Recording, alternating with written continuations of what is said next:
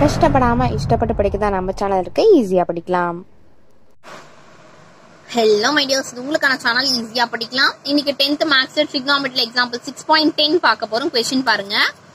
Prove that sin a by 1 plus cos a sin a by 1 minus cos a equal to 2 cosecant a.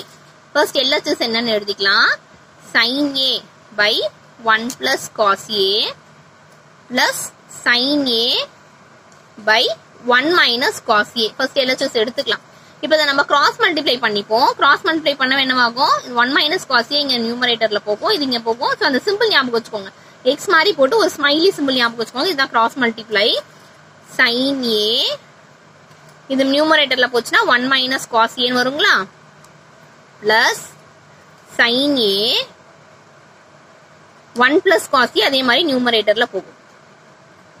Divided by இது ரெண்டுத்தையும் multiply பண்ணனும். 1 plus cos a into 1 minus cos a. இப்போ நம்ம multiply பண்ணிக்கலாம். இந்த sin a வை sin a into 1 sin a into cos a, sin a into 1 sin a into cos a அப்படி multiply பண்ணிக்கலாம். sin a into 1 னா நமக்கு sin a ன்னு கிடைக்குங்களா, minus sin a cos a plus sin a into 1 sin a plus sin a cos a divided by இது பாருங்க எப்படி இருக்கு, a plus b a minus b ஃபார்முலால இருக்கு. அதுக்கு என்ன formula, a square minus b square formula வருங்களா. 1 a square னா 1 square minus b square னா cos square a. ஓகே, இப்போ இதுல minus sin a cos a plus sin a cos a cancel ஆயிடும். Remaining என்ன இருக்கு, sin a plus sin a னா 2 sin a நமக்கு கிடைக்கும்.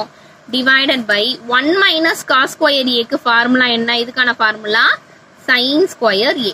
சரிங்களா, இப்போ இதுக்கு பதிலா என்ன எழுதிக்கலாம், sin square a ன்னு எழுதிக்கலாம். sin square a னா என்ன, 2 sin a.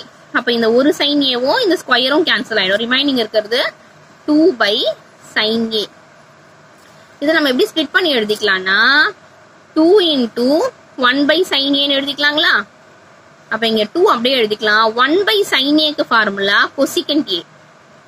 ஃபார்முலா தெரிஞ்சதுன்னா trigonometry ரொம்ப ஈஸிங்க. ஃபார்முலா வந்து நான் எண்ட் ஸ்கிரீன்ல செட் பண்றேன், பார்க்காதவங்க அதை பார்த்து தெரிஞ்சுக்கோங்க ஸ்டூடெண்ட்ஸ்.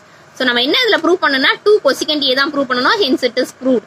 ரொம்ப ஈஸி இந்த சம். உங்களுக்கு இந்த சம் புரிஞ்சிருக்கும் பிடிச்சிருக்கும் அப்படின்னு நினைக்கிறேன். தேங்க்ஸ் ஃபார் வாட்சிங். நம்ம சேனலை இன்னும் சப்ஸ்கிரைப் பண்ணலனா சீக்கிரம் சப்ஸ்கிரைப் பண்ணிட்டு பக்கத்துல இருக்க பெல் ஐகானை கிளிக் பண்ணிக்கோங்க. எல்லா சப்ஜெக்ட் வீடியோஸும் உங்களுக்காக வந்துகிட்டே இருக்கு.